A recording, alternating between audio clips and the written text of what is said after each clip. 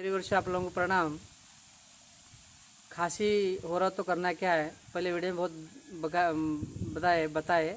फिर भी क्या करिए आप, एक स्टोव पे एक पैन रखिए, उसके अंदर एक गिलास पानी डालिए। पानी पानी तो है, दूध है तो दूध भी डाल सकते हैं, दूध नहीं तो पानी डाल सकते हैं। गिलास दूध के अंदर 1 चम्मच हल्दी डालिए और 1 चम्मच 1.5 चम्मच गुड़ डालिए। कितना पुराना गुड़ रहे उतना अच्छा। उसको चाय कैसा पकाते हैं ना, वैसा पकने के बाद पीने से हमारे खांसी में आराम आता है। ये कर देखिए। प्रणाम।